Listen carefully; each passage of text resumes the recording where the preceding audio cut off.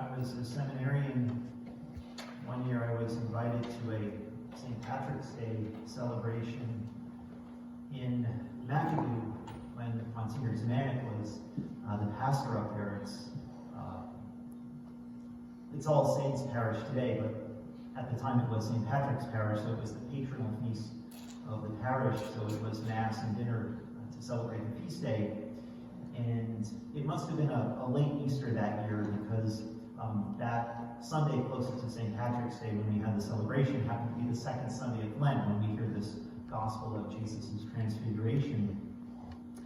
And after this celebration, when I was going home, I remember thinking how we just heard this gospel of Jesus' transfiguration.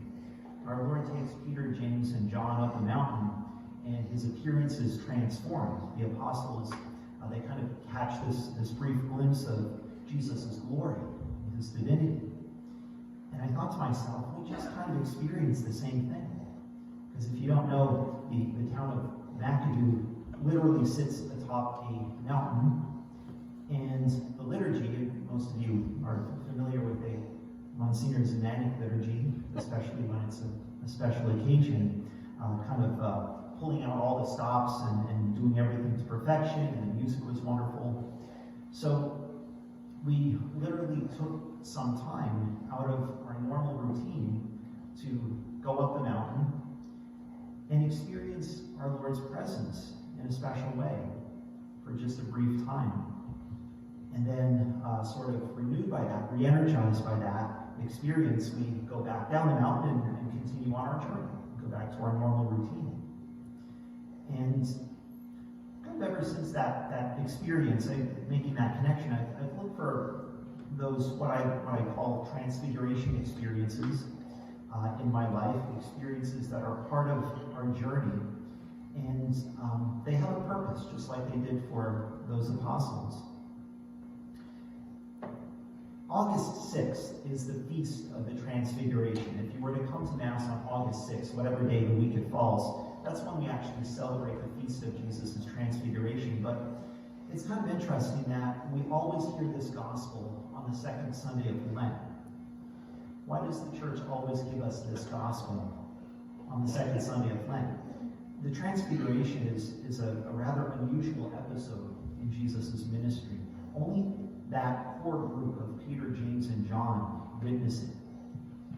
And it just sort of happens. And Jesus doesn't really give any explicit teaching about it. He doesn't explain it. Then he just tells those three apostles to keep it to themselves for now. So he clearly wanted them to simply have that experience of his divinity. One of the traditional interpretations of the Transfiguration was that it was meant to strengthen those apostles for the experience of Jesus' suffering and death. Hopefully, that brief glimpse of his glory would remind them of who Jesus is and show them what is possible when just a little while later they would have to witness his arrest and suffering and crucifixion, ending in his death. In fact, Peter, James, and John, who witnessed this, is the same three apostles who will be with him for the agony in the garden when he's arrested. Did this experience bear fruit in the lives of those three apostles? Well, they certainly struggled with our Lord's suffering and death. John was the only one who stood by Jesus to the end. But the answer is a definite yes, as we know from what these apostles would later become after the resurrection, when they receive the gift of the Holy Spirit. So, why do we reflect on this episode, this transfiguration on the second Sunday of Lent? Because we're reliving that journey to the cross. We relive that journey in our own lives as Jesus' disciples, and we certainly relive it as the church family when we observe Lent and Easter every year.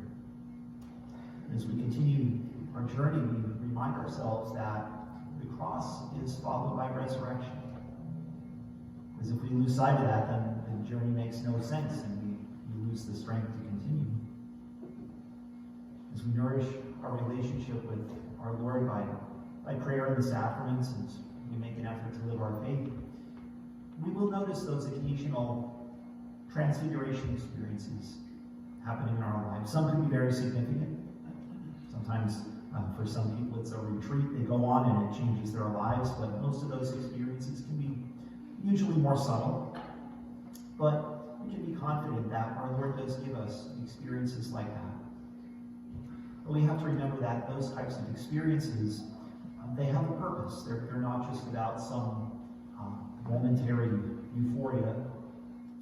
Peter, James, and John, they didn't feel good on the mountain. They were overcome with fear at that moment. And those types of experiences are not just meant to be breaks from the routine, and they're certainly not rewards for anything that we're doing right. Those types of experiences, they're purely gifts from God. They're brief glimpses of the reality of His presence in our lives. They're brief reminders of what's possible when we stay faithful to Him. And those experiences will stay with us and help us move forward on our journey. It's a journey that involves the cross in some way, but it's a journey that ultimately leads to the resurrection. Last week we heard about Jesus' temptations in the desert. And Lent is our 40 days in the desert. We do battle against sin as we journey to Easter. Well, if we were in the desert last week, this week we hear about Jesus taking the apostles up the mountain. We want to pay attention and watch for those times when He invites us to go up to the mountain